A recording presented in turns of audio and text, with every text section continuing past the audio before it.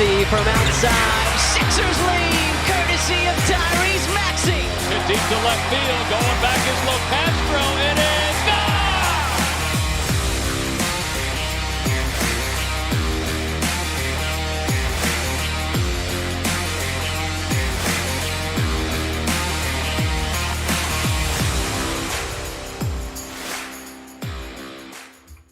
Hello, everyone, and welcome back to the Beef Up Front podcast here on Pick Swap Media. Your host, Ryan Coyle, continuing on with our NBA Draft Player Profile Series, recording this one actually during Game 3 of the NBA Finals. And today's player actually reminds me of a guy that is playing in the Finals and has had a very good, impactful year. We'll get to the comparison and the breakdown of this player in just a little bit, and why he reminds me of the guy in the Finals. But this is a guy that I've talked about through numerous podcasts, I think, so far with Sean. We've been doing a bunch breaking down the top guards, the top wings. Today we did the top bigs, individual player ones. This is one of my guys that I'm kind of, hitching my wagon to and believing in and going to ride for him during this entire draft process. And then going to be obviously rooting from there on for them to be a successful NBA player. But with that being said, today's player is Kel'el Ware, sophomore center out of Indiana. Transfer from Oregon, 7 foot, 240 pounds, a pretty thin 240 pounds, though. He is a guy that, we'll get into it, needs to put on a little bit of weight, but had a very disappointing down freshman year at Oregon. Led to his transfer to Indiana, but during his time at Oregon, where he was the number 8 player in the 2022 class, there was a lot of maturity concerns. He wasn't playing hard, and he was just kind of, expected the ball to just roll out, and he would go out there and dominate just like he has his entire life. Only averaged 6.6 points per game, 4.1 rebounds per game, and only played 15.8 minutes per game in that freshman year at Oregon.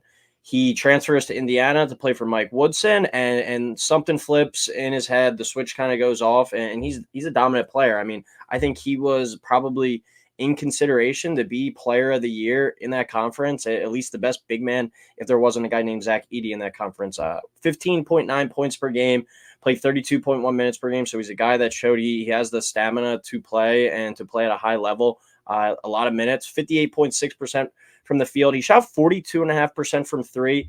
Didn't shoot that many threes, was definitely a low volume, but still showed the ability to step out and shoot it. 1.3 attempts per game. So obviously not much there, but I still think it's certainly an attractive part of his game that he could continue to develop going forward.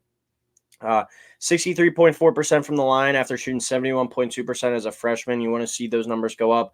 But 9.9 rebounds, 1.9 blocks, and 1.5 assists. We'll get into his passing a little bit, but I think he's a pretty decent playmaker as well. But a guy was a 0.01 or 0.1 rebounds away from averaging a double-double in the Big Ten, and I think he definitely took a big leap, and Indiana was a lot better of a situation for him, but also he kind of, realized this is on me. I got to try kind of change my reputation, and good for him, because I think coming into the year, he was even looked at as like a second-round pick.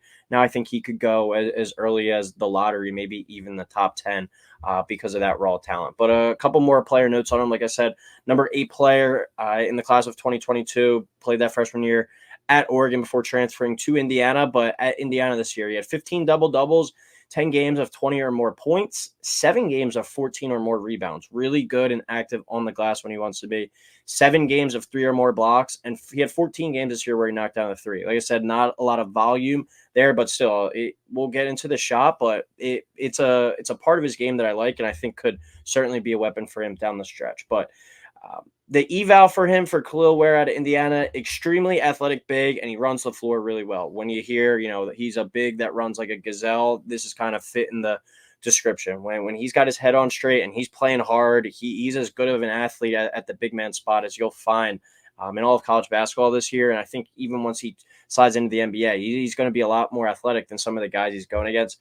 Is he going to be as skilled and as ready from day one? Definitely not, but he still has that frame, that package, that potential to be a really good NBA player, I think, down the line. Throws down some vicious dunks when you're watching him, whether it's off the bounce every once in a while or catch kind of drop step or mainly lobs. I mean, he's a great lob threat from day one.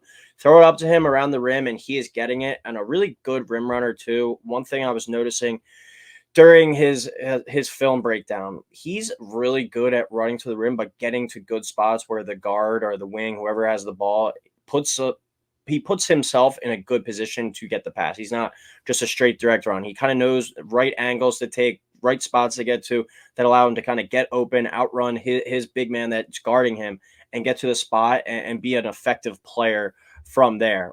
Whether it's he's going all the way in for a dunk or he's just finding a position on the block and fighting, sealing right away, and there's a dump in right to him.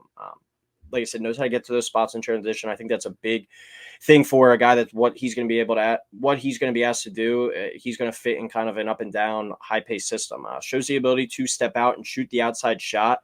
That was the kind of thing that I know he said he only attempted 1.3 threes per game, but the shot looks good. The shot looks clean. Like it looks like it wouldn't surprise me if he was a guard or a wing in his day.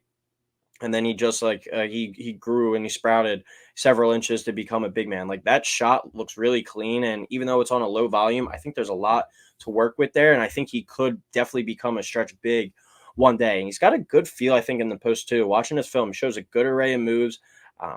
Whether it's a jump hook, he shows a little bit of a sky hook where I think he really knows how to use his length and athleticism to his advantage in the paint, especially to get up and around defenders. That little sky hook, I think, was going to be a really nice touch at the next level, but shows some good post moves. It's not just like where there's a guy like Yves Missy from Baylor who basically is just a lob threat. That's it. He's dunking the ball or he's catching it, one dribble, going up and dunking. Like Kel'el Ware has a little bit of touch and little bit of moves to his game. So I like that, and to continue to see that develop.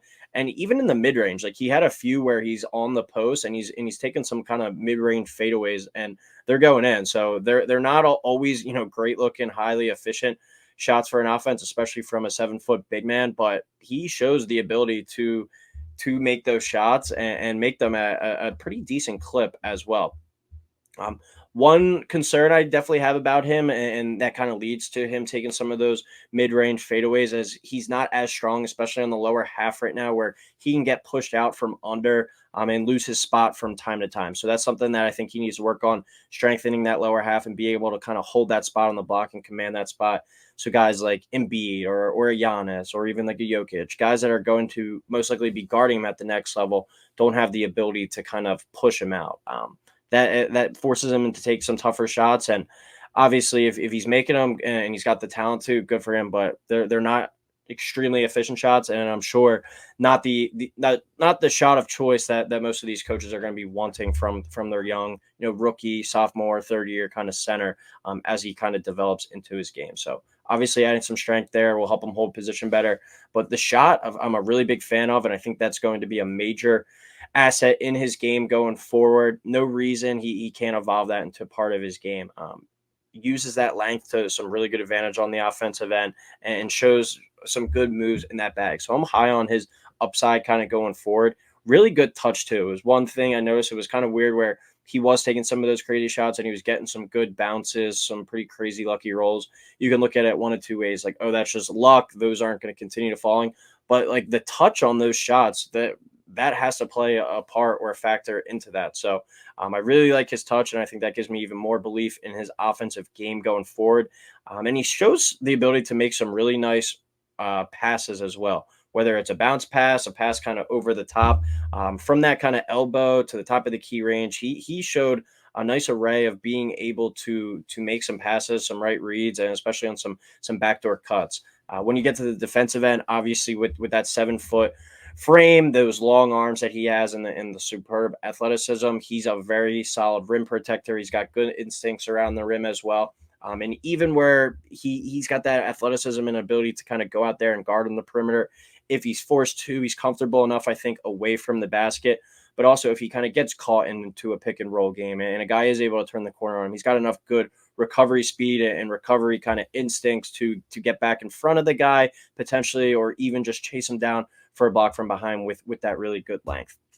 When engaged and focused and motivated on the game, I think Kel'el Ware is a top 5 player in this class.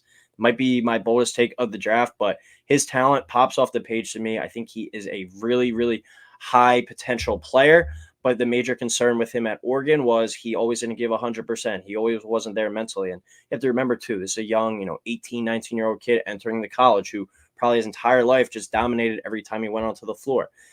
Got slapped in the face a little bit there at Oregon, but he showed the ability to kind of flip that switch at Indiana and made the most of his second chance. And now we're talking about him as probably a lottery pick, maybe even in the top 10. So when his motor is up and running, I think he's as good of a player as we'll find in this class and could potentially even challenge, in my opinion, Donovan Clingan to be the best big man in this class, even over Alex Sarr. Kel'el Ware, I know it's a player where it's a bold assumption or a bold take to hitch your wagon to a guy whose main kind of flaw and concern is his motor and his attitude at times. But I believe in the talent, and I think he kind of flipped that switch in terms of his maturity this year, that he could be a really good player. I think he's a fringe level all-star. He's going to be a guy that hovers kind of around that mark for his season, for his career, whether it's like, wow, you look at the box score and you're like, wow, he did that tonight. He had 20 and 12 and 3 blocks. But then also he could roll out a game where he's got 6 points, 2 rebounds, no blocks, and he's not fully engaged. What Kel'el Ware you get is obviously going to make or break the type of player he is and the type of ceiling that he has. But I'm buying in on the talent, and I think he kind of flipped that switch this year at Indiana. Needs to just continue to add strength and continue on working to expand that shot, the volume that he takes him at. I think it could be a really good asset to his game. My comparison for him, I feel like he fits the description to a T for a guy that's playing in the finals right now, and Derek Lively. Runs the floor well. Right now is predominantly doing most of his damage around the rim, but Derek Lively, if you watched him in high school and even a little bit at Duke, he showed the ability to be willing to step out and shoot it. And it's something that behind the scenes, I know Derek Lively is working on, is going to be a part of his game going forward. If Kel'el Ware goes to a team, potentially even like a playoff team, like I think him pairing up with Chet Holmgren potentially in the front court in Oklahoma City long-term could be a really exciting, fun duo there.